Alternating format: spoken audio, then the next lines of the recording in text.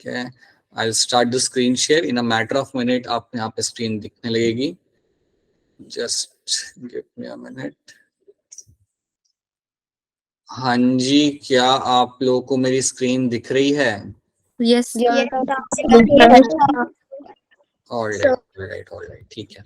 Again एक बार फिर एक दो अपने जो रूल्स है वो याद रखिएगा. अगर आपको लगे कि मेरी क्लास फास्ट जा रही है, देन प्लीज इंटरप्ट कर देना और बोल देना कि सर ये थोड़ा फास्ट जा रहा है, स्लो कर दो.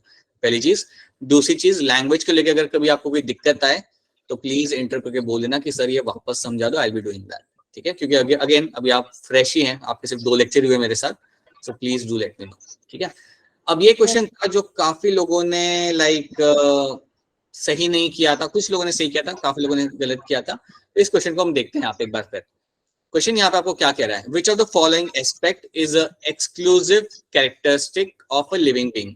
पूछा है इन्होंने कि इनमें से कौन सा एस्पेक्ट है जो एक एक्सक्लूसिव कैरेक्टर है लिविंग बीइंग का. इन चारों में से कौन सा एक चीज है, स्टेटमेंट है जो एक तरीके से एक एक्सक्लूसिव कैरेक्टर होगा आपके लिविंग बीइंग का, ये इन्होंने यहाँ पे पूछा है.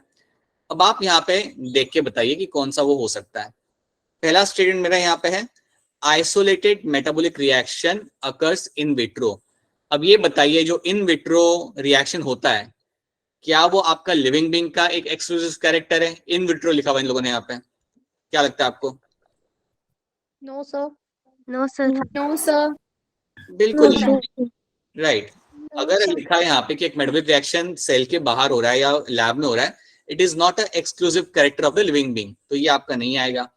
ऑप्शन सी आप यहाँ पे देखो, perception of event happening in the environment and there memory. अब देखिए यहां तक तो सब ठीक था, perception of the event happening in the environment, यहां तक स्टेटमेंट ठीक था कि आपके एनवायरमेंट जो हो रहा है उसको आप परसीव कर सकते हो, उसको आप उसका स्टिमुलस आप ले सकते हो. लेकिन आगे इन्होंने क्या लिखा, एंड देयर मेमोरी, मतलब उसे याद रखना. ये चीज तो ऐसी नहीं होती. हमारे अंदर ऐसी चीज हो सकती है, बट क्या अर्थवर्म उन चीजों को याद रखता है? नहीं. क्या एक बैक्टीरिया उन चीजों को याद रखता है? नहीं. क्या एक फंगाई इन चीजों को याद रखता है? नहीं. उनके पास मेमोरी का ऑप्शन ही नहीं होता, और इसलिए ऑप्शन सी भी आपका हो जाएगा यहाँ पे गलत. ठीक है, that's why it is going to be wrong. तो देखो लाइक नीट के एग्जाम उन्होंने क्या किया, आधा स्टेटमेंट इन्होंने सही डाला था एनवायरमेंट तक, एंड देन उन्होंने एंड में डाल दिया एंड देयर मेमोरी. नहीं बेटा, वो चीजों को मेमोराइज हर कोई नहीं कर सकता. सिर्फ ह्यूमन मैमल से जो मेमोराइज कर सकते हैं, या मैं कह सकता हूँ बर्ड्स कुछ मेमोराइज कर सकते हैं, आपके कुछ रेप्टाइल्स कुछ हद तक कर सकते हैं, इवन सारे रेप्टाइल मेमोराइज नहीं कर सकते. ठीक है, तो याद रखना, that's why it is going to be a wrong thing. फिर increase in the mass by accumulation of material both on the surface as well as internally. देखो इंटरनली तो होता है, लेकिन ऑन द सरफेस नहीं. सरफेस पे अगर accumulation हो रहा है, that is not a exclusive character of the living being. तो इसलिए ऑप्शन डी भी मेरा यहाँ पे आ जाएगा गलत. ये स्टेटमेंट यहाँ पे आता है फॉल्स. और जो सही मेरा यहाँ पे आएगा वो है option B, increase in the mass from inside. अंदर से जो आपका मास इंक्रीज हो रहा है, इंट्रिंसिक ग्रोथ जो आपकी यहाँ पे हो रही है, यही मेरा एक एक्सक्लूसिव कैरेक्टर मेरा यहाँ पे होगा लिविंग बीइंग्स के लिए. सो इसलिए ऑप्शन बी मेरा यहाँ पे आता है एज अ राइट आंसर, और ए सी और डी जो मेरे यहाँ पे स्टेटमेंट है वो सही यहाँ पे नहीं है. ठीक है, so that is what you have to know. So ये इस तरीके से क्वेश्चन सॉल्व हुआ. इसलिए सी, अब आज कल आपने ये क्वेश्चन देखा, अब फ्यूचर में आपके सामने ऐसे क्वेश्चन आएंगे स्टेटमेंट वाले, तो ध्यान से स्टेटमेंट पढ़िएगा और आंसर करिएगा, और इसकी आदत डालिए. क्योंकि आजकल अगर हम ट्रेंड देखेंगे पिछले 2-3 सालों से, तो एनटीए ऐसे क्वेश्चंस बना रहा है जिसके अंदर स्टेटमेंट्स होते हैं ज्यादा. एनटीए काफी ज्यादा ऐसे क्वेश्चन बनाता है जिसमें स्टेटमेंट्स होते हैं. इसलिए आदत डालिए स्टेटमेंट वाले क्वेश्चन को करने की. अगर गलत हो रहे हैं कोई बात नहीं, बट एक बार अगर आपको गलत होने के बाद समझ आ रहा है कि उसने क्या पूछा था, क्या सही आंसर था, दैट इज इंपॉर्टेंट. ठीक है, so will be doing such questions और भी ज्यादा आगे वाली क्लासेस में. Now let's come back and let's start with something else. अभी हम लोग चालू करते हैं हमारी स्टोरी फ्रॉम द बायोडाइवर्सिटी. अब जब भी आपके सामने बायोडाइवर्सिटी टर्म आता है, तो याद रखना एक बायोडाइवर्सिटी के अंदर सब कुछ आएगा. इसमें आपका आ सकता है राइट फ्रॉम योर माइक्रोब्स से लेके आप एक वेल को भी इसमें इंक्लूड करोगे. तो जब मैं बात करता हूँ बायोडाइवर्सिटी की, इसके अंदर ऐसा नहीं है कि सिर्फ बर्ड्स, मैमल्स, रेप्टाइल्स आएंगे, ऐसा कुछ नहीं है. इसमें स्मॉल माइक्रोब से लेके एक जाइजेंटिक वेल होती है, इसको भी हम इंक्लूड करेंगे बायोडाइवर्सिटी के अंदर. इसमें plants, fungi, virus, protozoa, everything will come under the biodiversity. अब एक चीज याद रखिएगा आप लोग कि फिलहाल वर्ल्ड में अराउंड 1.7 से लेके 1.8 मिलियन स्पीशीज हैं, मिलियन स्पीशीज हैं। रादर मैं कहूंगा कि इतनी स्पीशीज अभी तक डिस्कवर्ड की गई है। 1.7 से 1.8 मिलियन स्पीशीज अभी तक हमने डिस्कवर किया, हमने ह्यूमंस ने अभी तक डिस्कवर्ड किया। और हर साल देखा जाता है कि हर साल पूरे वर्ल्ड में अराउंड 15,000 नई स्पीशीज डिस्कवर्ड होती है एवरी ईयर। याद रखना, every year around 15,000 new species are discovered. हर साल बहुत ज्यादा नंबर ऑफ स्पीशीज आपके यहाँ पे डिस्कवर्ड भी होती है। अब मैं जानना चाहूंगा, आप लोगों ने 9th-10th में थोड़ा बहुत ज्योग्राफी पढ़ा है, आप लोगों को थोड़ा बहुत अच्छा सा आइडिया है। आप मुझे बताइए कि कौन से एरिया में चांसेस ज्यादा होंगे नई स्पीशीज मिलने का, आपके हिसाब से क्या लगता है आपको? सोच के बताओ, थोड़ा सोचो, कौन सा ऐसा हैबिटेट होगा या कौन सी ऐसी जगह होगी जहां पे नई स्पीशीज मुझे मिल सकती है? Aquatic, forest. फॉरेस्ट, एक्वेटिक, मतलब आप कहना चाहते हो ओशंस में मिल सकती है, एक आपका ये आंसर है। एक फॉरेस्ट आप कह रहे हो, ठीक है, ये भी आपका सही आंसर है। Okay, anything else? कोई स्पेसिफिक जगह बता सकते हो, अगर मुझे इंडिया में कोई नई स्पीशीज ढूंढनी होगी तो मुझे कहाँ मिल सकती है? कुछ भी आंसर दो, जस्ट थिंक एन आंसर, इसमें राइट रॉन्ग बात ही नहीं है, बोलो। माउंटेन। माउंटेन, ठीक है, ओके, हाई एल्टीट्यूड पे मिल सकती है, ठीक है, that is also okay, one of the answer. Anything else? ठीक है, मैं बताता हूँ आपको। अब हमेशा हर साल आपको नई स्पीशीज मिलती है, इंडिया में भी आपको हर साल 2-3-4 स्पीशीज नई मिल जाती है, राइट? हर साल आपको कोई ना कोई नई स्पीशीज मिलती है। सबसे ज्यादा स्पीशीज जो डिस्कवर्ड होती है वो दो जगह से होती है इंडिया में। एक है आपका नॉर्थ ईस्ट इंडिया, एक है आपका यहाँ पे नॉर्थ ईस्ट इंडिया, और दूसरा है आपका यहाँ पे वेस्टर्न घाट्स। दूसरा आपका यहाँ पे आएगा western Ghats. North east India के मैं यहाँ पे स्टेट बताऊंगा तो आपको पता चल जाएगा, मेघालय, मिजोरम, आसाम, मणिपुर, अरुणाचल प्रदेश, ये जो आपके स्टेट्स है, ये सारे मेरे स्टेट्स आएंगे नॉर्थ ईस्ट इंडिया के। ये वाला जो एरिया ना बेटा, यहाँ पे आपको मिलेगा देखने के लिए रेन फॉरेस्ट। ये वाला जो आपका एरिया होता है, यहाँ पे आपको बहुत डेंस रेन फॉरेस्ट देखने के लिए मिलता है। और सिमिलर टाइप का रेन फॉरेस्ट आपको मिलता है देखने के लिए वेस्टर्न घाट्स के अंदर। वेस्टर्न घाट में कौन से स्टेट आएंगे? महाराष्ट्र, कर्नाटका, केरला, तमिलनाडु, ये सारे स्टेट्स मेरे आते हैं वेस्टर्न घाट्स के अंदर। तो याद रखना, ये है इंडिया में, यहाँ पे मिलेगा आपको देखने के लिए रेन फॉरेस्ट। और अगर आप यहाँ पे जाते हो, अगर समझो आज एज अ साइंटिस्ट अगर आप वहां पे जाते हो, अगर आप वहां पे कोई एक्सपीडिशन करते हो, देन काफी लाइकली चांस है कि आपको एक नई स्पीशीज मिलेगी। और ऐसा होता है, हर साल होता है। कभी बटरफ्लाई की मिलती है, कभी बर्ड की मिलती है, कभी एम्फीबियंस की मिलती है, right? You every time you get to see a new species over there. तो इसका रीजन ये भी है क्योंकि काफी ज्यादा तो वहां पे जो एरिया है वो अभी तक डिस्कवर्ड ही नहीं हुआ है, मतलब वहां पे लोग गए ही नहीं है। वो इतना डेंस फॉरेस्ट है कि वहां पे जाना ही बड़ा मुश्किल होता है, ठीक है? लेकिन याद रखना, ये जो फॉरेस्ट कवर है, यहाँ पे आपको कई ज्यादा स्पीशीज है जो अभी तक डिस्कवर्ड नहीं हुई है, and they are still yet to be discovered. तो ये चीज याद रखना। एक और होता है फॉरेस्ट जो ग्लोबल स्केल पे देखा जाए तो, एक और नाम मैं यहाँ पे लेना चाहूंगा, जैसे कि होगा आपका अमेजोन रेन फॉरेस्ट। कोई बताना चाहेगा अमेजोन रेन फॉरेस्ट कहाँ पे आया? Anyone? No one? America. South America, बिल्कुल। साउथ अमेरिका में आपका अमेजोन रेन फॉरेस्ट आपका आता है साउथ अमेरिका के अंदर। यहाँ पे भी आपको बहुत डाइवर्सिटी मिलती है, और यहाँ से भी आपको बहुत ज्यादा नई नई स्पीशीज आपको मिलती है। जब भी कोई एक्सप्लोर करता है वहां पे, तो उनको कोई ना कोई नई स्पीशीज वहां पे देखने के लिए मिलती है। सो द आइडिया इज कि अभी भी बहुत सारी स्पीशीज है जो अभी तक डिस्कवर्ड नहीं हुई है, राइट? और काफी ज्यादा स्पीशीज आपकी डिक्लाइन भी हो रही है। देखो, मैं आपको एक रफ आइडिया देना चाहूंगा। अगर हर साल 15,000 नई स्पीशीज अगर आपको मिल रही है, काफी ज्यादा स्पीशीज आपकी एक्सटिंक्ट भी हो रही है। Many species are also going extinct हर साल। डिफॉरेस्टेशन या because of human induced pressure, humans की एक्टिविटीज की वजह से कई सारी स्पीशीज आपकी डिक्लाइन भी हो रही है, उनका लाइक खत्म भी हो रही है. Okay, that is also happening. So it's very important कि आप जाने कि आपकी बायोडाइवर्सिटी क्या है. एज अ साइंटिस्ट आपके लिए बड़ा इंपॉर्टेंट होता है जानना कि आपके एरिया में क्या है बायोडाइवर्सिटी, कौन सी स्पीशीज आपके पास है, और अगर कोई अननोन स्पीशीज है तो उसको भी डिस्कवर करना बहुत इंपॉर्टेंट होता है. अब आपके सामने यहाँ पे 4 पिक्चर है, और ये जो चारों पिक्चर है इनमें एक बात कॉमन पता है क्या, ये चारों स्पीशीज आपके हिमाचल में देखने के लिए मिलती है. राइट, मैं सबसे पहले चालू करूंगा राइट से. ये जो बेटा आपकी स्पीशीज है, ये आपने अपने घर के आसपास देखा होगा, बिल्कुल देखा होगा. और ये Yes. है Yes, sir. Yes, sir. Alexandrine parakeet. इसको बोलते हैं हम लोग यहाँ पे अलेक्जेंड्रीन पैराकीट. पैरट नहीं बोलते इसको, इसको बोलते हैं अलेक्जेंड्रीन पैराकीट. ठीक है, इसको अगर आप देखोगे तो इसके जो फेदर होता है ना, इसका जो बेटा फेदर होगा उसके ऊपर आपको एक छोटा सा पर्पल पैच मिलेगा, छोटा सा पर्पल पैच आपको मिलता है. कभी अगर आपको अगली बार ये स्पीशीज दिखे देन याद रखना it is your Alexandrine parakeet. और मैं बताना चाहूंगा ये हिमाचल वाले एरिया में ज्यादा कॉमन है. आप अगर हमारे बेल्ट में से आके ढूंढोगे तो नहीं मिलता, वो अलग स्पीशीज मिलती है, लेकिन ये नहीं मिलती. That is my Alexandrine parakeet. Then एक और स्पीशीज में यहाँ पे बताना चाहूंगा, आपके लेफ्ट हैंड साइड पे एक फिश है. ये फिश आपको, ये शायद आपको पता होगा या नहीं मालूम नहीं, this is your trout fish.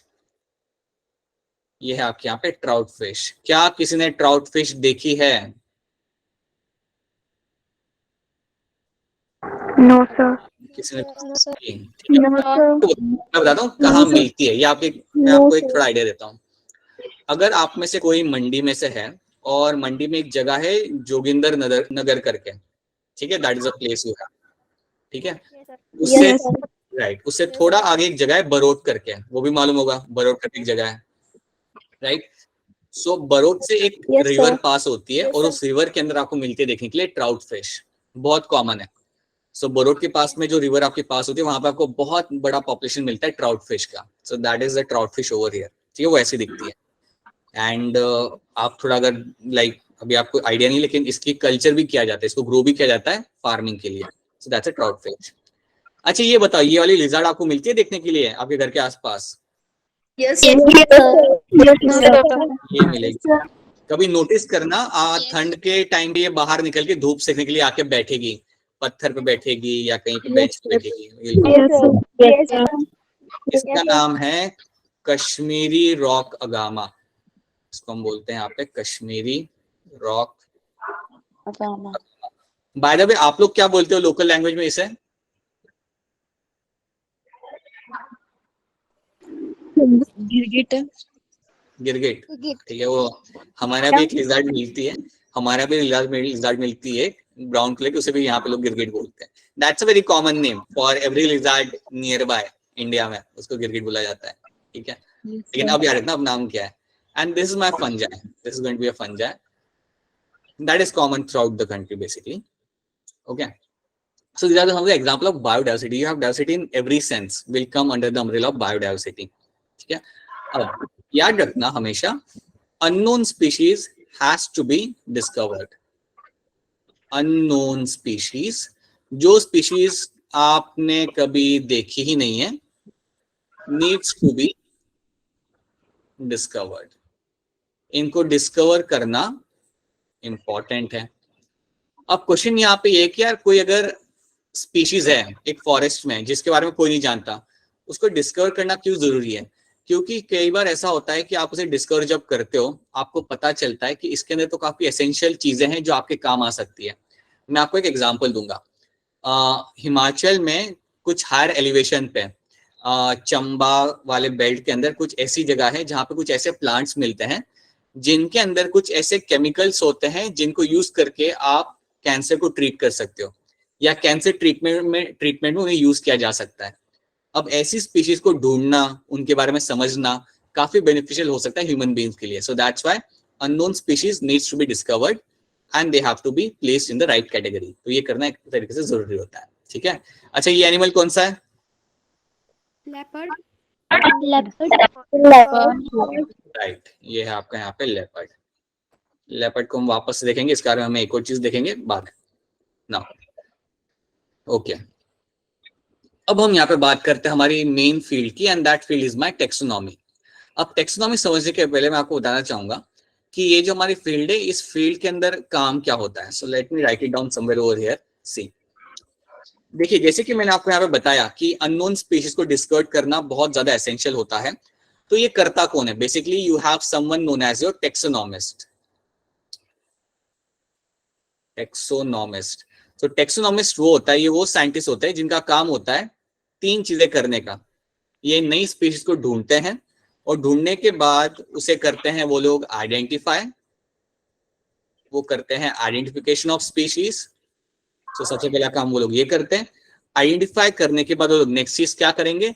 They will undertake the classification, sorry, they will undertake the nomenclature. वो लोग करते हैं आपका यहाँ पे नॉमेनक्लेचर, एंड देन उसके बाद वो लोग करते हैं क्लासिफिकेशन। अब ये तीनों टर्म्स को हम यहाँ पे समझेंगे, ये तीनों टर्म्स को एक बार ध्यान से समझ लेते हैं ताकि फ्यूचर में कभी ये टर्म आए तो आपको दिक्कत ना आए। देखो, अज्यूम करो कि आप एक टेक्सोनॉमिस्ट हो, आप एक साइंटिस्ट हो, ठीक है। आप समझो एक बीच वाले एरिया पे, कोस्टल एरिया पे आप घूम रहे हैं, पानी के पास वाले एरिया में, ओशन के पास के एरिया में आप घूम रहे हो। आपको कोई तो भी वहां पे स्पीशीज मिलती है, ठीक है, आपको स्पीशीज मिलती है।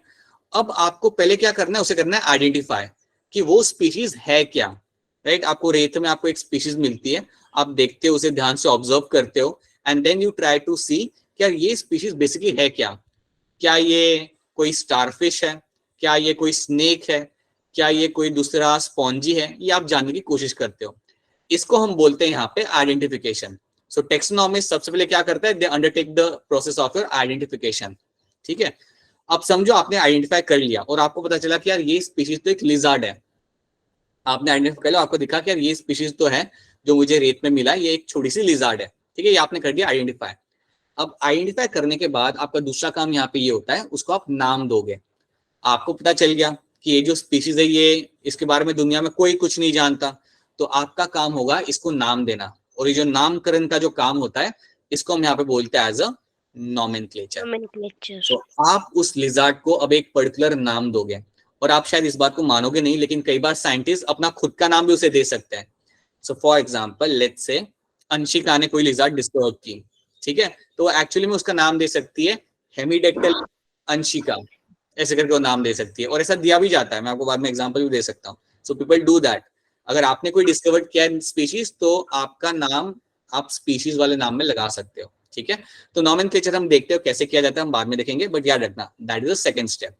और थर्ड स्टेप होता है कि इस स्पीशीज को आप सही जगहों पे पुट करोगे, सही कैटेगरी में से डालोगे। अब सिंपल सी बात है, सिंपल सी बात है, अगर आपने एक लिजार्ड, अगर आपने को एक मिली, अगर आपने एक लिजार्ड डिस्कवर की, राइट, तो आप उसे कौन सी कैटेगरी में डालोगे? आप रेप्टाइल में डालोगे। You will add them into the reptile वाला कैटेगरी, राइट। तो उसे हम कहते हैं यहाँ पे क्लासिफिकेशन। तो याद रखना, तीसरा स्टेप आपको यहाँ पे होता है, उसे हम कहते हैं क्लासिफिकेशन। आप पहले करते हो आइडेंटिफाई, फिर आप उसे नाम देते हो, एंड उसके बाद उस स्पीशीज को आप सही कैटेगरी में आप डालोगे, उसे हम बोलेंगे यहाँ पे क्लासिफिकेशन। ये काम होता है मेरे एक टेक्सोनॉमिस्ट का, और इस ब्रांच को हम कहते हैं, ये जो फील्ड है, ये जो ब्रांच है साइंस का, इसको हम बोलेंगे यहाँ पे taxonomy. So this branch of science is called my taxonomy. So branch of biology dealing with identification, nomenclature and classification of organism is called as your taxonomy. और हमारे फादर ऑफ टेक्सोनॉमी यहाँ पे थे हमारे Carolus Linnaeus. So Carolus Linnaeus was our father of your taxonomy. ये बात भी याद रखनी है आपको, ठीक है। अब मुझे ये बताओ, क्या ये वाली स्लाइड सबको यहाँ पे क्लियर है? एक टेक्सोनॉमिस्ट क्या करता है, क्या आपको क्लियर है? Yes, sir. ठीक है, याद रखना, और ये याद रखना, nomenclature classification. So this is something you have to know. तो wait a minute. Yes sir, sir class अभी चल रही है सर। ऑटो एडमिट ऑन है, मैं चेक कर लेता हूँ, तभी चेक कर लेता हूँ, ठीक है। हाँ, just wait a minute people, some students are not able to join. Just check, let me check one thing.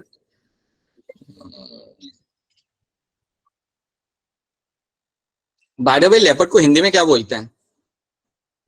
तेंदुआ। तेंदुआ। बहुत बढ़िया।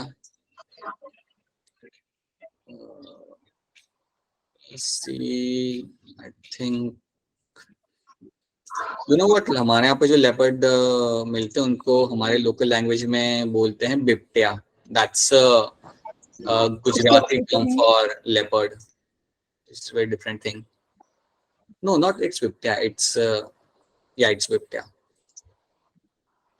Okay, let me see if there's someone waiting over here for class.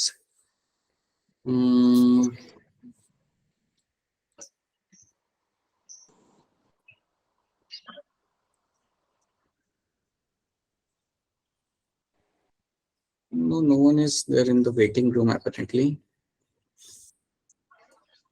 All right, okay. Let's go back to it.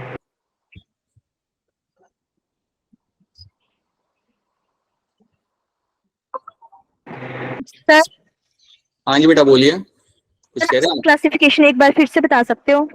हाँ बिल्कुल बताएंगे. Classification में basically होता क्या ना बेटा, कि समझो आपने कुछ डिस्कवर कर लिया, आपको पता है कि यार ये एनिमल ये है. समझो आपने एक नया स्नेक डिस्कवर कर लिया, ठीक है. अब जैसे आपने स्नेक को डिस्कवर कर लिया, आपने उसे आइडेंटिफाई भी कर लिया, आपने उसको अपना नाम भी दे दिया, आपने उसकी नेमिंग भी आपने कर दी. उसके बाद आप उसको एक उसके सही कैटेगरी में आप उसे डालोगे. अब अगर वो स्नेक है तो ऑब्वियसली आप उसे बर्ड्स वाली कैटेगरी में तो डालोगे नहीं, आपने उसे डालना है रेप्टाइल वाली कैटेगरी के अंदर. तो जब आप उसे रेप्टाइल की कैटेगरी में डालते हो, that is known as my classification. ठीक है. तो जो भी आप डिस्कवर करते हो उसे आप एक सही कैटेगरी में आप उसे प्लेस करोगे, and placing them in the right category known as your classification. ठीक है. तो फॉर एग्जांपल समझो आपको कॉकरोच मिला, आपको एक कॉकरोच की नई स्पीशीज मिली. समझो ग्रीन कलर का कॉकरोच आपने डिस्कवर किया, आपने आइडेंटिफाई किया कि ये कॉकरोच है, आपने उसे नेमिंग किया. अब आप उसे करोगे क्लासिफाई. तो ऑब्वियसली कॉकरोच को आप कोई क्रैब वाली कैटेगरी में तो डालेंगे नहीं, आप उन्हें डालेंगे into the category of your insects. So that is known as my classification. तो ये एक काम होता है मेरे टेक्सोनॉमिस्ट का. ठीक है. That is something. तो ये होती है मेरी branch of taxonomy, that is your taxonomy. And याद रखना, दिस इज अ फील्ड जहां पे आप आइडेंटिफाई, नोमेनक्लेचर करते हैं और क्लासिफाई करते हैं ऑर्गेनिजम्स को. ठीक है. अब हम थोड़ी बात करते हैं हमारे कार्लस लिनियस की. कार्लस लिनियस जो हमारे थे, who was known as a father of taxonomy, इन्होंने क्या किया था इनके बारे में हमें थोड़ा देखना पड़ेगा. He develop a scientific system of naming species. इन्होंने डेवलप किया था scientific system of naming species. ठीक है. तो कैसे आपको नेमिंग करनी है उसका एक साइंटिफिक सिस्टम आपके कार्लस लिनियस ने डेवलप किया था, और उसका नाम था बायनोमियल नोमेनक्लेचर. उसका नाम था बायनोमियल नोमेनक्लेचर. तो याद रखिएगा, बायनोमियल नोमेनक्लेचर आपको दिया था कार्लस लिनियस ने, और बायनोमियल नोमेनक्लेचर के अंदर आपको मिलती है देखने के लिए दो चीजें. एक आपका होता है जीनस, और दूसरा आपका यहाँ पे होता है स्पीशीज. ठीक है. इसका मैं आपको एग्जांपल लेता हूँ. फॉर एग्जांपल अगर हम ह्यूमंस की बात करें तो ह्यूमंस का साइंटिफिक नेम क्या होता है? होमो सेपियंस. बिल्कुल, होमो सेपियंस. राइट, बिल्कुल सही. होमो सेपियंस आपका यहाँ पे रहेगा साइंटिफिक नाम. तो होमो जो आपका यहाँ पे रहेगा ये आपका रहेगा जीनस, और सेपियन जो आपका यहाँ पे रहेगा that is going to be a species. ठीक है. That is species name. उसी तरह से मैं आपको यहाँ पे लेपर्ड का बताता हूँ. लेपर्ड जो हमारा है, लेपर्ड का होता है यहाँ पे Panthera pardus. Panthera pardus, PARDUS. ठीक है. तो पैंथेरा यहाँ पे जो मेरा है ये मेरा यहाँ पे होगा जीनस, और जो मेरा पार्डस यहाँ पे होगा ये मेरा यहाँ पे होगा स्पीशीज. याद रखना, दैट्स योर बायनोमियल नोमेनक्लेचर. इनको हम अलग से वापस से देखेंगे कि क्या होता है. फिलहाल आप याद रखेंगे कि कार्लस लिनियस ने क्या किया था. उसने बायनोमियल नोमेनक्लेचर दिया था. He was a father of taxonomy, और उसके साथ साथ उन्होंने दो बुक लिखी थी. एक थी स्पीशीज प्लांटेरम, और दूसरी थी आपकी Systema Naturae. So these were the two books written by my Carolus Linnaeus. ये दो बुक का आपको यहाँ पे नाम याद रखना है. स्पीशीज प्लांटेरम के अंदर उन्होंने कई सारे प्लांट्स को नेमिंग किया था और उनके बारे में डिस्क्राइब किया था. और सिस्टमा नेचर के अंदर आपके कार्लस लिनियस ने कई सारे एनिमल्स को डिस्क्राइब किया था और उनका नेमिंग किया था. तो that is something you have to know. तो ये दो चीजें आपको इसके अंदर याद रखनी. These are the two things you have to remember over here. ठीक है. ये दो बुक्स का नाम याद रखना. ये कई बार आपका क्वेश्चन के अंदर आपका आता है, इसलिए. ठीक है. अब चलिए आगे देखते हैं, ये तो हम कर देख चुके हैं, इसका नाम क्या था हम लोग जान चुके हैं। ये जो आपके सामने यहाँ पे है, क्या आप बता सकते हैं ये नीचे वाला जो आपका स्पीशीज है वो क्या है? Leech. Sir leech. Anything else leech के अलावा? और क्या लग रहा है आपको? लीच नहीं है, और कुछ? स्नेल। स्नेल जो आप बता रहे हो मुझे, आपका आंसर काफी पास में है बट सही नहीं है, स्नेल भी नहीं है ये बेसिकली है आपका स्लग। Sir joke. स्लग, हाँ शायद जोक को ही स्लग बोलते हैं हिंदी में, स्लग। तो स्लग बेटा क्या होता है ना, देखो स्नेल के पास क्या होता है, वो शेल होता है। स्नेल अगर तुम देखोगे तो उसके बाद एक छोटा सा शेल होगा, स्लग के पास शेल नहीं होता, वो पूरा ऐसे लाइक स्लाइमी स्लाइमी लाइक एकदम सॉफ्ट सॉफ्ट बॉडी वाला एनिमल होता है। सो याद रखना this is your slug, slug है ये आपके सामने, ठीक है। अच्छा अब मुझे बताओ, ये जो आपके सामने दिख रहा है, एक स्पीशीज आपको दिख रही है आपके सामने, मुझे आइडेंटिफाई करके बताओ ये क्या लग रहा है आपको यहाँ पे, बताइए। अच्छा तो आप कह रहे हो स्नेक है, ठीक है, ऑलराइट। और आप ये क्यों कह रहे हो कि ये स्नेक है, मुझे बताओ इसका रीजन क्या है, कैसे एज अ टेक्सोनॉमिस्ट आपने आइडेंटिफाई किया कि ये स्नेक है? स्नेक जैसा लग रहा है। स्नेक जैसा लग रहा है, अरे बोलो ना, क्योंकि उसके हाथ पैर नहीं है, सी ना, you don't see हाथ पैर in a snake ना, you only have a single long body, no hind limbs, तो hind limbs four limbs है नहीं। रेप्टाइल की क्लासिफिकेशन में आता है, क्या बेटा बोलना वापस से? रेप्टाइल की उसमें। हाँ जी आप राइट, आप उसे क्लासिफाई कर रहे हो, ठीक है, बात सी आपकी। मैं आपसे ये जानना चाहता था, आपने आइडेंटिफाई कैसे किया, मतलब आपने जब देखा तो आपके जहन में स्नेक क्यों आया?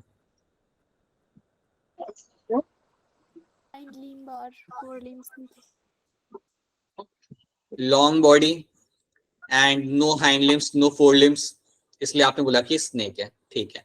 सो एज अ टेक्सोनॉमिस्ट आप क्या करोगे, आप इतने जल्दी आइडेंटिफाई नहीं करोगे, आप उसे ध्यान से ऑब्जर्व करोगे। अब है क्या, ये जो आपके सामने स्पीशीज है ये बेसिकली लिजार्ड है, जो स्पीशीज आपके सामने है ये है आपके सामने लिजार्ड। अब आप बोलोगे कि सर ये लिजार्ड जैसा तो कहीं से भी कुछ नहीं लग रहा, तो ये बेसिकली जो स्पीशीज है इसे हम कहते हैं लेगलेस लिजार्ड, लेगलेस लिजार्ड। इसके पास हाथ पैर नहीं होते हैं, इसलिए हम इसे बोलते हैं लेगलेस लिजार्ड।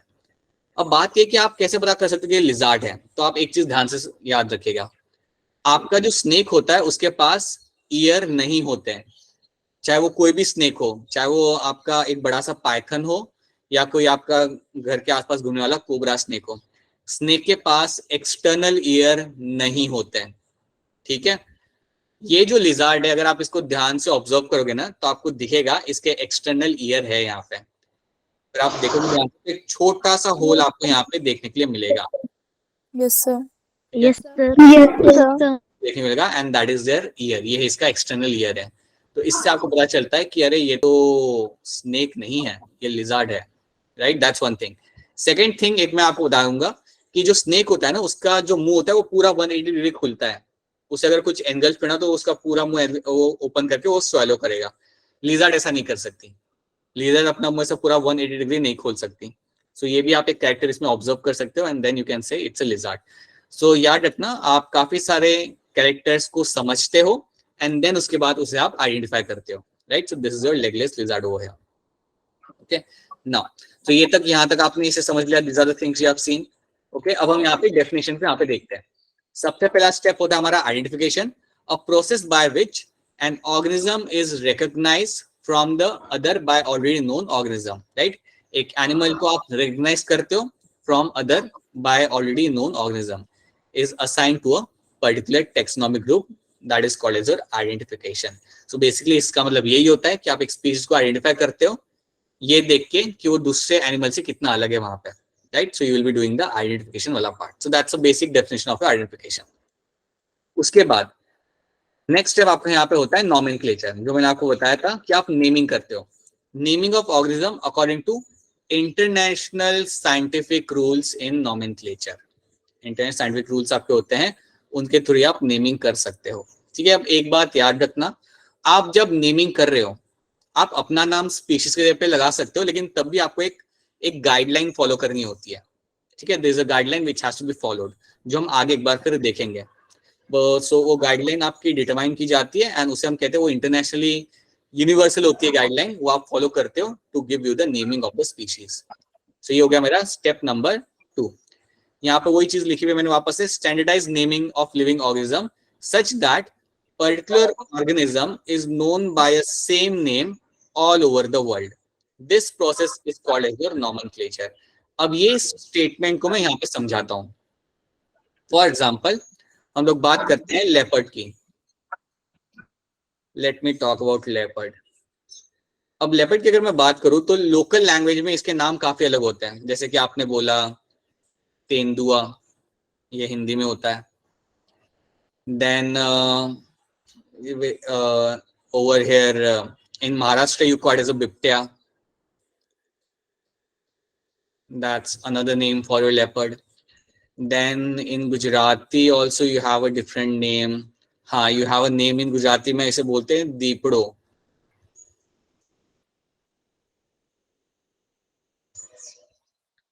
तो काफी अलग अलग नाम होते हैं लेपर्ड के। मतलब अगर आप इंडिया में देखोगे तो हर जगह पे आपको अलग नाम मिलेगा इसका। और ये जो सारे नाम, ये लोकल नाम है। दीपड़ो, तेंदुआ, बिबट्या, they are all local names over here. अब इन नाम को आप तो इसलिए आप करते हो नेमिंग उनकी साइंटिफिक तरीके से। और जब मैं एक लेपर्ड को नाम देता हूं एज अ पैंथेरा पार्डस, जब मैं इसको नाम दूंगा एज अ पैंथेरा पार्डस, ये नाम through out the world use किया जाएगा। अब अगर तुम रशिया में जाके किसी के सामने बोलोगे, किसी साइंटिस्ट सामने बोलोगे पैंथेरा पार्डस, तो वो समझ जाएगा कि आप क्या बात कर रहे हो। वो साइंटिस्ट समझ जाएगा कि ये जो पर्सन है वो लेपर्ड की बात कर रहा है। लेकिन अगर तुम ये वाले नाम यूज करोगे, लोकल नाम यूज करोगे, देन याद रखना लोकल नाम का फायदा नहीं होता। लोकल नाम को यूज करके आप एक स्पीशीज को हर तरीके से आइडेंटिफाई नहीं कर सकते। सो ये जो जितने मैं आपको यहाँ पे दिखा रहा हूँ, ये सारे लोकल नाम है। तो इसलिए आप समझिए, बहुत ही इंपॉर्टेंट होता है साइंटिफिक तरीके से नेमिंग करना। And that's why we use this binomial nomenclature. So that is something you have to know. ये वाला पार्ट समझ आ रहा है आपको यहाँ पे? Is this part clear to all of you? Yes, sir. Yes, sir. This is something you have to know. Sir फिर से समझा दो। हाँ, देखो यहाँ पे मैं आपको समझा क्या रहा हूँ कि हर एक स्पीशीज को आपको एक साइंटिफिक नाम देना होता है इंटरनेशनल रूल्स के हिसाब से। अब क्वेश्चन ये है कि साइंटिफिक नाम देना जरूरी क्यों है? क्योंकि हर एक स्पीशीज का एक अलग नाम होता है लोकली। जैसे कि आपने देखा कि तेंदुआ नाम है आपके हिमाचल में, हमारे यहाँ पे उसे दीपड़ा बुलाते हैं, दीपड़ो बुलाते हैं। कहीं और उसको एक अलग नाम होगा। So you have different different name for a same species. और वो तो आप यूज नहीं कर सकते इंटरनेशनल लेवल पे, उसे ऐसे नाम को आप यूज नहीं कर सकते। इसलिए आप देते हो साइंटिफिक नेमिंग। और साइंटिफिक नेमिंग आप इस तरीके से देते हो ताकि उस स्पीशीज को पूरे वर्ल्ड में उस नाम से जाना जा सके। इसलिए आपको कुछ गाइडलाइंस फॉलो करनी होती है और आपको फिर नाम देना होता है। तो समझो आपके सामने एक स्नेक आया, तो तुरंत आप नाम नहीं दे सकते। आपको एक गाइडलाइंस फॉलो करनी पड़ेगी। आपको कुछ इंटरनेशनल गाइडलाइंस या रूल्स आपको फॉलो करने पड़ेंगे। इंटरनेशनल रूल्स आपको फॉलो करने पड़ेंगे और तब जाके आप उस स्पीशीज को नाम दे सकते हो। And that is known as my nomenclature. और ये करना जरूरी है ताकि कोई कंफ्यूजन ना हो। अभी समझो मैं आपके एरिया में आके बोलूंगा कि क्या यहाँ पे दीपड़ा देखने के लिए मिलता है? आप बोलोगे नहीं नहीं ऐसा कुछ नहीं मिलता, राइट? बट एक्चुअली तेंदुआ वहां पे देखने के लिए आपको मिलता है। So that's why you need to have a common scientific name. That's why you use a scientific name and that's why over here we have given them a name like a Panthera pardus. क्या ये बात clear है आपको यहाँ पे? Now is this clear to you? Yes, sir. Yes, sir. Yes, sir. Now let's have a look at classification, a process by which an organism is grouped into convenient categories. जो मैं आपको already बता चुका हूँ, एक process है जिसके through आप एक एनिमल को उसकी कैटेगरी में प्लेस करते हो on the basis of some easily observable character, right? उसको आप प्लेस करोगे। अब आप मुझे बताओ, आप मुझे आंसर करना। समझो आपके सामने एक स्पीशीज है, मैं बताऊंगा नहीं कि स्पीशीज कौन सी है, आप बताना इसको मैं कौन सी कैटेगरी में डालूंगा। ध्यान से सुनना। समझो आपके सामने एक मैं अननोन स्पीशीज रखता हूं और उसके अंदर एक कैरेक्टर है presence of feather and presence of beak. तो आप बताओ, अगर ऐसे कैरेक्टर अगर आप वहां पे दिख रहे हैं तो ये कौन से कैटेगरी में जाएगा? ये बर्ड, ये species? Bird. Sir, Bird. This will go into the bird, right? So if you have this kind of character species, then it will fall obviously. अच्छा, एक और last. If you have a unknown species जिसका character है presence of fins and presence of gills. तो कौन सा category में जाएगा? फिश में जाएगा। तो आप समझो, एक टेक्सोनॉमिस्ट को ऐसे कैरेक्टर ऑब्जर्व करने पड़ता है एंड देन उसे वो प्लेस करता है सही कैटेगरी के अंदर। ये तो हम बड़े सिंपल एग्जांपल ले रहे हैं, अगर रियल में टेक्सोनॉमिस्ट का अगर आप काम देखोगे तो थोड़ा ज्यादा डिफिकल्ट होता है, but that is something they do. तो ये 3 चीजें आपको यहाँ पे याद रखनी है, राइट? ये क्वेश्चन को हम बाद में देखते हैं। ओके, अच्छा ये बताओ, ये बंदर आपके आसपास देखने को मिलते हैं? Yes. गुड। मैंने तो कभी नहीं देखे कांगड़ा में मैंने कभी नहीं देखे, एटलीस्ट कांगड़ा वाले एरिया में मैंने नहीं देखे थे, कहीं और शायद होते होंगे। This is your Himalayan langur. Himalayan langur, और ये आपको चंबा में देखने के लिए मिलते हैं। चंबा में इनका पॉपुलेशन है जितना मैं जानता हूँ, चंबा में इनका population है, होते हैं। ठीक है। और शायद आपको मालूम है, लेकिन ये बहुत क्रिटिकली एंडेंजर्ड है। ये मतलब स्पीशीज बहुत कम हो गई है और हो सकता है अगले 20 सालों में ये एक्सटिंक्ट हो जाए। सो अगर आपको ये दिख रही है तो फोटो खींच लो। हो सकता है after 20 years you might not even see them, so you can actually show someone कि पहले यहाँ पे दिखी थी। सो that's a Himalayan langur and it is a declining population. ये पॉपुलेशन काफी कम हो रही है, ठीक है। अच्छा, वन मोर थिंग, जो बच्चे अभी भी क्लास में ज्वाइन किए हैं जिनको दिक्कत आ रहा था, लाइक आपके साथ मैं लिंक शेयर कर दूंगा वीडियो की, तो आपका जो मिस है वो आप देख लीजिएगा, ठीक है। और देखने के बाद अगर आपको कोई चीज समझ नहीं आ रही तो आप मुझे बता दो कि सर ये वाला क्वेश्चन समझ नहीं आ रहा। So what we can do ना, समटाइम्स बिफोर द क्लास अगर टाइम रहता है तो आपको मैं चीज बता दूंगा, ठीक है। या कई बार ऐसा हो कि नेटवर्क केस अगर आपका बंद हो जाए, क्लास आपको जाना पड़े या शट डाउन हो जाए, आपका सिस्टम शट डाउन हो जाए, then also just let me know. अगर कभी ऐसा होता है तो will try to make sure कि अगर आप, पहले तो लिंक शेयर कर दूंगा, अगर वो भी आपका सॉल्यूशन नहीं बन पाता then I will make sure that I will teach you that particular thing in the spare time, ठीक है। That's one thing. ऑलराइट, ये हमने देख लिया। We have understood something like, मैं ये 3 टर्म ने देख लिया, आइडेंटिफिकेशन, नॉमेनक्लेचर एंड क्लासिफिकेशन, ठीक है। अब यहाँ पे एक और टर्म है आपके सामने जिसको हम बोलते हैं बायोसिस्टमैटिक्स। बायोसिस्टमैटिक्स, अब ये टर्म भी आपको कार्लस लीनियस ने दिया था। That is also term which is given by the Carolus Linnaeus. अब यहाँ पे मैं आपको एक बताता हूँ कि सिस्टमैटिक का मतलब क्या होता है। सिस्टमैटिक्स का मतलब यहाँ पे होता है arrangement of species in a different categories. Arrangement, हाँ जी बेटा, कोई क्वेश्चन है तो आप डायरेक्टली पूछ सकते हो, हैंड रेज कर रहे हो ना आप डायरेक्टली पूछ सकते हो। Kritika, you are asking something? Okay, arrangement of species into their categories,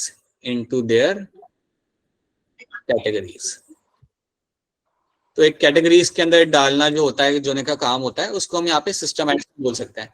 अब सिस्टमैटिक बेटा वो ब्रांच है या भाषा में वो ब्रांच है जिसमें आप 2 चीज का ध्यान रखते हो।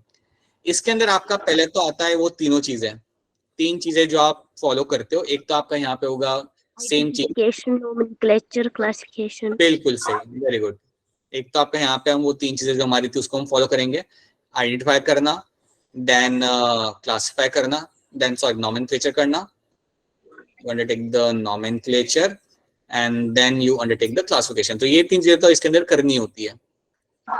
ये साथ साथ आप एक और चीज यहाँ पे करते हो जो आपको यहाँ पे याद रखनी है, और ये एक इंपॉर्टेंट टर्म है क्योंकि एग्जाम में पूछा गया था एक बार। सो सिस्टमैटिक्स के अंदर या बायोसिस्टमैटिक्स के अंदर 2 कंपोनेंट होते हैं। एक होता है टेक्सोनॉमी का कंपोनेंट, दैट मीन हो नॉमेनक्लेचर करते हो, क्लासिफिकेशन करते हो, प्लस यू ऑल्सो अंडरस्टैंड।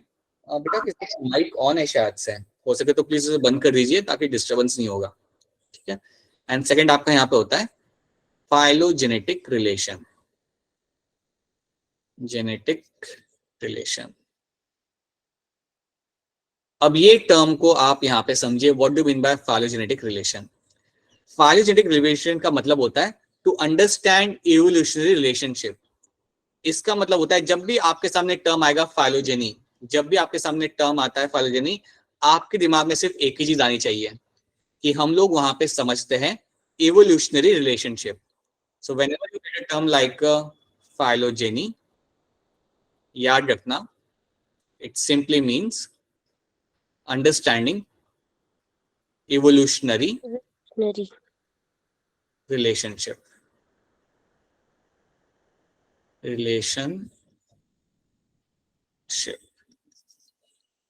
ये टर्म आज अपने जहन में बिठा लीजिए, अब टर्म आपके सामने बार बार आएगा।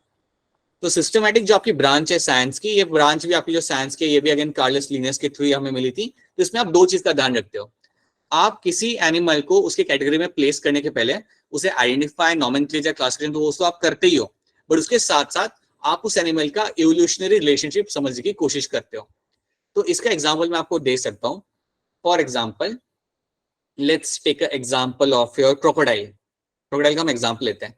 तो अगर आप क्रोकोडाइल का इवोल्यूशन देखने की कोशिश करोगे या उससे समझने की कोशिश करोगे, तो आपको पता चलेगा कि यार क्रोकोडाइल जो है, उनके एंसेस्टर्स वो थे जो डायनासोर से रिलेटेड थे, या क्रोकोडाइल के कई सारे एंसेस्टर्स वो हुआ होंगे जो डायनासोर से रिलेटेड होते होंगे। तो जब आप ऐसी स्टडी करते हो, जब आप समझते हो कि यार इसके एंसेस्टर कौन से थे, अगर मैं बात करूं, समझो अगर मैं बात करता हूं यहाँ पे लेट्स से ऑस्ट्रिच की। सो ऑस्ट्रिच एक बहुत बड़ा बर्ड होता है, लार्जेस्ट बर्ड होता है, फ्लाइटलेस बर्ड होता है। तो अगर आप कहते हो कि मैं इसके एंसेस्टर को समझ रहा हूँ, if I are trying to understand the ancestors of ostrich, कि इसका क्या रिलेशन था ऑन द इवोल्यूशन स्केल पे, इसका क्या रिलेशन था इसके एंसेस्टर्स के साथ, right? So that is known as my phylogenetic study. So जब आप एक इवोल्यूशनरी रिलेशनशिप समझते हो, उसे हम बोलते हैं यहाँ पे एक फाइलोजेनेटिक स्टडी। तो वो भी समझा जाता है और वो समझने के बाद एक एनिमल को प्लेस किया जाता है, ठीक है? So that is something you have to understand कि आज की डेट में बेटा जो क्लासिफिकेशन किया जाता है ना, वो करने के लिए ये एक बहुत ही इंपॉर्टेंट टर्म यूज किया जाता है। सो ये बात हमेशा याद रखना, फाइलोजेनेटिक स्टडीज या फाइलोजेनेटिक रिलेशनशिप समझना बहुत इंपॉर्टेंट होता है कभी भी एनिमल को क्लासिफाई करने के पहले। So that is something you have to know. तो क्या आपको ये टर्म समझ आ रहा है, what do you mean by phylogenetic study या फाइलोजेनेटिक रिलेशनशिप का मतलब क्या होता है? क्या ये टर्म आपको क्लियर है यहाँ पे? Yes, Yes, sir. sir. Yes, sir. ठीक है, it means to understand a evolutionary relationship. और आपकी जो सिस्टमैटिक की जो ब्रांच है, इसमें दो चीजें आपके यहाँ पे आती है, एक आपका आता है ये तीन चीजें इसमें आती है, और दूसरा आपका आता है यहाँ पे फाइलोजेनेटिक। Phylogenetic relation. इतना आपको याद रखना है। तो अगर इसके ऊपर बेस कभी क्वेश्चन आएगा तो आपको ये ढूंढना है कि अगर वहां पे लिखा हुआ है कि फाइलोजेनेटिक रिलेशनशिप वहां पे लिखा हुआ है, दैट मीन्स वो लोग सिस्टमैटिक की वहां पे बात कर रहे हैं। मैं आपको दो तीन क्वेश्चन दूंगा तो आपको आइडिया लग जाएगा, ठीक है ना? तो यहाँ पे कुछ सेंटेंस इसे हम देख लेते हैं। The term systematic was given by Linnaeus, इन्होंने ही दिया था। The word systematic is derived from the Latin word systema. ये एक Latin word से डिटरमाइन किया systema, which means systematic arrangement of organism. ठीक है? The term systematic was referred to study of a diversity of organism and their evolutionary relations. ठीक है? The scope of systematic was later enlarged to include identification, nomenclature, classification, ये तीन चीजें तो होती ही हैं। And so now the systematic also includes taxonomy and study of evolutionary relations, जिसे हम बोलते हैं यहाँ पे फाइलोजेनी। तो याद रखना ये दोनों चीजें आती है बायोसिस्टमैटिक्स के अंदर, ठीक है? मैं बार बार इस टर्म पे फोर्स इसलिए कर रहा हूँ क्योंकि जब एनटीए क्वेश्चन पूछेगा ना, कि वो आपके सामने स्टेटमेंट डालेगा और बोलेगा ये किस चीज की डेफिनेशन है, तो स्टेटमेंट जब आप पढ़ोगे, जब स्टेटमेंट में आपको दिखेगा कि वहां पे फाइलोजेनी लिखा हुआ है, देन आप बोल सकते हो that is the definition of my biosystematics. So इसलिए ये चीज आपको हमेशा याद रखनी पड़ेगी, ठीक है? तो क्या बायोसिस्टमैटिक्स सबको यहाँ पे क्लियर है? क्या ये टर्म सबको समझ आ रहा है यहाँ पे? Yes, sir. Yes, sir. Yes, sir. ठीक है, सो प्लीज ये याद रखना, राइट? So that's biosystematic. तो अभी तक हमने ये वाली चीज देखी, we have seen what is my classification, we have seen what is my biosystematic. अब हम यहाँ पे देखते हैं कि हमारे कार्लस लिनियस ने क्या किया था। अब इसको आगे बढ़ने के पहले मुझे बस इतना बताओ कि कार्लस लिनियस ने हमें जो नॉमेनक्लेचर दिया था, उस नॉमेनक्लेचर का नाम क्या था? Binomial nomenclature. ठीक है, राइट। Binomial. बता सकता है कार्लस लिनियस ने वो कौन सी बुक मेंशन की थी या कौन सी बुक लिखी थी? System nature. Nature,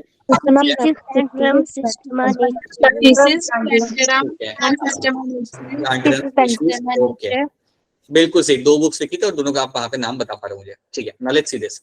Biologists follow universally accepted principle to provide the scientific names to the organism. ये हम देखते हैं आगे। तो एक एक हर एक जो आपकी स्पीशीज होती है उसके दो फॉर्म होते हैं, दो नाम होते हैं, एक होता है जेनेरिक नाम और दूसरा होता है आपका एपिहेट, दैट मीन्स स्पेसिफिक एपिहेट, मतलब स्पीशीज नेम, राइट। इसको हम बोलते हैं यहाँ पे बायनोमियल नोमेनक्लेचर। याद रखना, बायनोमियल नोमेनक्लेचर की आपकी दो चीजें आती है, that is going to be your genus and other is going to be your species. और ये हमें दिया था हमारे कार्लोस लिनियस ने, जो आपके सामने यहाँ पे उनकी फोटो लगी हुई है, ठीक है।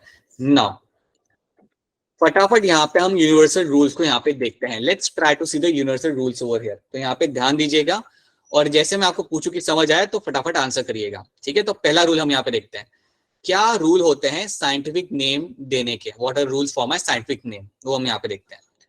सो साइंटिफिक नेम के कुछ यहाँ पे रूल्स हैं। पहला रूल आपका ये है, biological name are generally in Latin. जितने भी नाम आप लिखोगे यहाँ पे वो सारे लैटिन में होंगे, and the written in italics, और इनको आप इटैलिक्स में लिखते हो। तो फॉर एग्जाम्पल एक कोई साइंटिफिक नाम है, लेट्स से आपका एक नाम है पैंथेरा लियो, आपका एक नाम है आपका पैंथेरा लियो।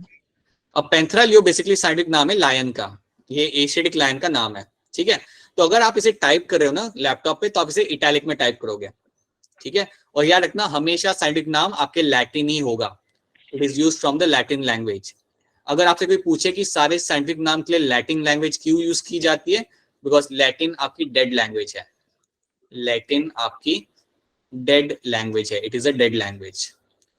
डेड लैंग्वेज मतलब इसे कोई यूज नहीं करता, it is a dead language, इसे कोई यूज नहीं करता। और क्योंकि इसे कोई यूज नहीं करता, इसलिए हम इसे यूज करते हैं साइंटिफिक नेमिंग के लिए, ये बात भूलना मत। साइंटिफिक नेमिंग के लिए हम लैटिन लैंग्वेज यूज करते हैं, तो इसलिए सारे नाम लैटिन होते हैं। पैंथेरा, ये लियो, ये सब लैटिन लैंग्वेज में से निकाले गए नाम है। और अगर आपको कोई पूछे कि क्यों हम इसे लैटिन लैंग्वेज ही यूज करते हैं नेमिंग के लिए, because it's a dead language और इसे कोई भी यूज नहीं करता, ये चीज याद रखना भूलना मत। सो ये मेरा point number 1। Point number 2, the first word of biological name represent the genus, बिल्कुल, while the second component denotes the specific epithet. So ये तो हम जानते हैं, पहला वर्ड आपका जो यहाँ पे रहेगा वो आपका हमेशा यहाँ पे रहेगा जीनस। सो पैंथेरा जो मेरा यहाँ पे है, that is going to be your genus,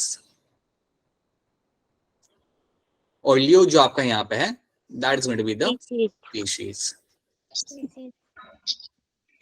So ये चीज आपको मालूम है, it is a simple thing which you can remember. तो ये मेरे पॉइंट नंबर 2, ये है मेरे 2 रूल पहले साइंटिफिक नेम्स के लिए। And name should be short and easy. नहीं, ऐसा जरूरी नहीं है, अगर हो तो अच्छी बात है, बट ऐसा जरूरी नहीं होता, कई बार काफी लेंदी होते हैं, कभी कभी आपके कुछ स्पेलिंग इनके नाम लेंदी होते हैं, राइट। अगर होता पॉसिबल होता है नाम देना short and easy, then it's good, but most of the time many often you will find some names are very long and they are lengthy and they are complex to understand as well, ठीक है। मैं I will give you some example. अच्छा, अभी ये भी 2 species आपके आसपास मिलती होगी देखने के लिए, राइट। अगेन इनको हम वापस से बाद में देख लेते हैं, पहले हम हमारा पॉइंट नंबर 3 देखते हैं। पॉइंट नंबर 3 मेरा यहाँ पे क्या है, both the words in a biological name when hand written, जब इसको आप हाथों से लिखेंगे, दे आर सेपरेटली अंडरलाइंड, इनको आप अंडरलाइन करेंगे, और printed in italics indicate that they have a Latin origin. तो अगर आप टाइप कर रहे हो तो आप उसे इटैलिक्स में टाइप करोगे, अगर आप हाथों से लिख रहे हो, अगर मैं यहाँ पे पैंथेरा लियो हाथों से लिख रहा हूँ, right, if I am writing it down, देन ये मेरा जरूरी काम है कि मुझे अंडरलाइन करूं, ऐसे zigzag नहीं, बट ऐसे अंडरलाइन करूं, ठीक है। So that is something you have to know, ये भी एक आपका यूनिवर्सल रूल है विद द साइंटिफिक नेम। ये है रूल नंबर 3। रूल नंबर 4 मेरा यहाँ पे ये है, the first word denoting the genus starts with capital letter. याद रखना, जो मेरा पहला वर्ड होगा जो जीनस बताता है, उसका पहला लेटर होगा कैपिटल, राइट। फॉर एग्जाम्पल मैं एलिफेंट का साइंटिफिक नाम लिखता हूं, सो एलिफेंट का साइंटिफिक नाम होता है यहाँ पे एलिफस मैक्सिमस, ये होता है एलिफेंट का साइंटिफिक नाम, एशियन एलिफेंट का साइंटिफिक नाम। तो पहला जहाँ पे अल्फाबेट होगा वो होगा कैपिटल, हमेशा जीनस का पहला अल्फाबेट हमेशा यहाँ पे रहेगा कैपिटल, और जो स्पीशीज का जो पहला अल्फाबेट होगा वो हमेशा रहेगा स्मॉलर केस, स्मॉल लेटर, ठीक है। तो ये चीज आपको याद रखनी है। सो पहला आपका हमेशा यहाँ पे कैपिटल जीनस का, और स्पीशीज का पहला जो यहाँ पे अल्फाबेट रहेगा वो आपका रहेगा यहाँ पे small. So this has to be capital and this has to be always going to be small, right. While the species epithet starts with the smaller letter, it can be illustrated with example of Mangifera indica. देख लो यहाँ पे मैंजिनीफेरा indica के अंदर sir ये mango का capital, biological name है। बिल्कुल सही, ये आपके, मैंगो। हाँ जी हाँ जी, ये आपके मैंगो का साइंटिफिक नाम है। तो इसमें आप एम देखो, जीनस का जो है वो कैपिटल है और इंडिका का जो स्मॉल आई है वो आपका यहाँ पे स्मॉल है, right. So that is your scientific name for your mango. तो ये हो गया मेरा पॉइंट नंबर 4। तो ये कुछ आपके पॉइंट्स है और एक और पॉइंट यहाँ पे है, लास्ट पॉइंट यहाँ पे लिखेगा, name of the author appears after the species epithet. आपने एक बार पूरा नाम लिख दिया, उसके बाद आप ऑथर का नाम भी वहां पे डालोगे, जिन ऑथर ने उसको नेमिंग किया था उसका नाम भी आप वहां पे डालते हो at the end of the biological name.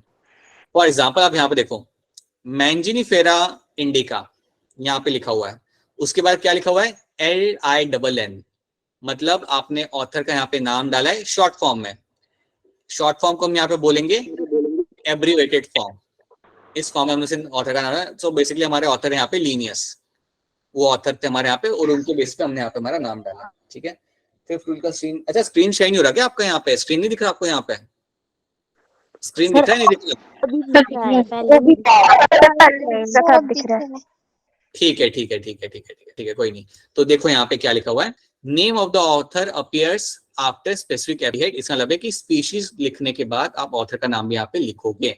जैसे कि इन्होंने लिखा हुआ है मैंजिनीफेरा इंडिका के बाद इन्होंने यहाँ पे LINN लिखा हुआ है, मतलब उन्हें लीनियस का नाम वहां पे लिखा हुआ है। और अब लीनियस का नाम आपको पूरा लिखने की जरूरत नहीं है, आप शॉर्ट में लिख दो, आप शॉर्ट में LINN लिख दो, वो इनफ होता है, ठीक है। So that is also one thing they are trying to tell you. तो ये चीज आपको यहाँ पे याद रखनी है।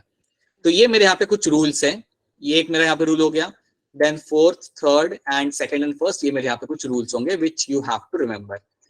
अब मैं यहाँ पे आपके सामने कुछ नाम लिखूंगा, आप बताना मैं सही से लिख रहा हूँ या गलत लिख रहा हूँ, you have to tell me that, ठीक है। सो फॉर एग्जाम्पल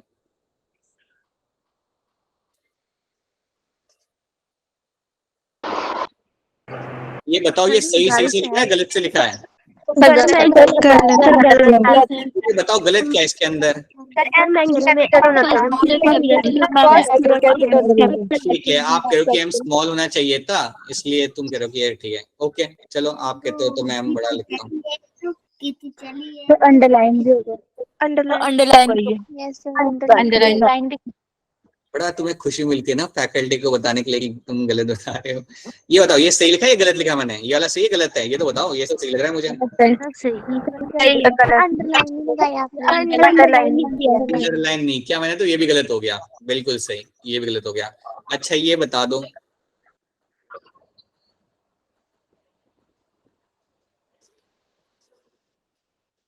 ये ठीक लग रहा है? गलत है। ठीक है, अब मुझे ठीक है ठीक है ठीक है, अब मुझे ये बताओ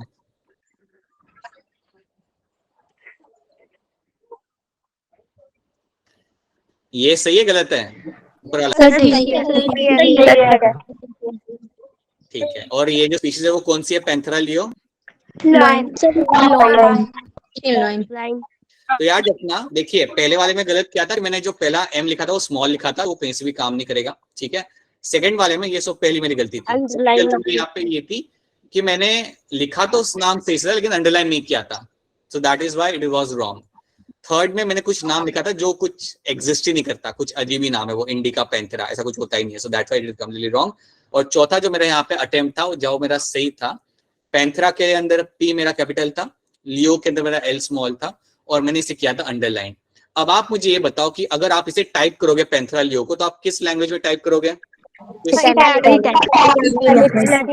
इटैलिक्स में आपने उसे टाइप करना है। कौन सी लैंग्वेज हम यूज करते हैं साइंटिफिक नेमिंग के लिए? हम लैटिन लैंग्वेज यूज करते हैं साइंटिफिक नेमिंग के लिए। डेड लैंग्वेज है। तो उसका फायदा क्या होता है? क्या फायदा होता है डेड लैंग्वेज यूज करने का?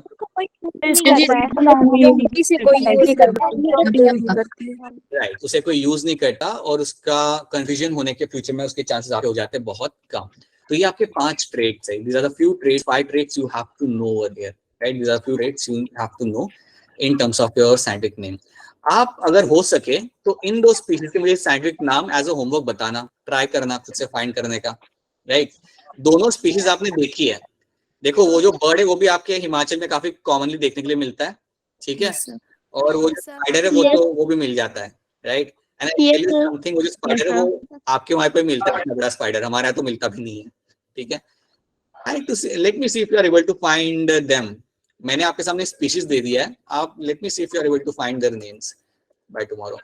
ओके, तो प्लीज याद रखना भी, एक बार जो मैं पूछ रहा हूँ उसका बस आंसर करो मुझे। क्या आपको बायोसिस्टमैटिक समझ आ रहा है? Yes. Yes. Yes. Yes. Alright. क्या आपको ये पता चल रहा है कि कार्लस लिनियस ने क्या किया था अभी तक, वो आपको समझ आ रहा है? Yes, sir. Yes. ठीक है, alright. Do you now know कि एक टेक्सोनॉमिस्ट का काम क्या होता है? What is the role of taxonomist? क्या क्लियर है? Yes, sir. Right, I hope it's clear to you what is identification, nomenclature and classification, इन तीनों का काम क्या होता है, प्लीज आप में से मुझे कोई एक बता दो कि फाइलोजेनी का मतलब क्या होता है। What do mean by phylogeny? Evolutionary relationship. ठीक है, Evolutionary. To understand evolutionary relationship. बिल्कुल सही, दैट इज फाइलोजेनी, राइट। वही चीज आपको याद रखना, that is the only thing you have to know, ठीक है। अब मैं यहाँ पे एक और चीज लिखूंगा and that is also something you can tell me tomorrow. Let me write down over here, just wait a minute, ठीक है।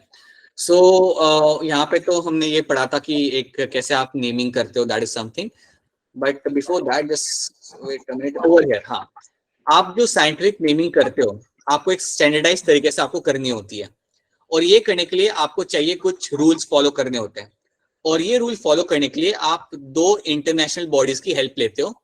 One is known as your ICBN and ICZN. एक आपने बोला ICZN और दूसरा कौन सा था? ICBN. ICBN। Very good. क्या है इनके फुल फॉर्म, कोई बताना चाहेगा? International Code for International Code for Botanical Nomenclature. ठीक है, international code for zoological nomenclature and international code for botanical nomenclature. तो इनके थ्रू आप गाइडलाइंस फॉलो करते हो एंड देन आप अपने साइंटिफिक नाम अपने आप प्लेस करोगे, and then on the basis of that अपने साइंटिफिक नाम आप वहां पे देना चालू करोगे। तो आपको कुछ रूल्स फॉलो करने होते हैं, और रूल्स कौन आपको बताता है? ICZN एंड ICBN, ये आपको रूल्स बताएगा, ठीक है।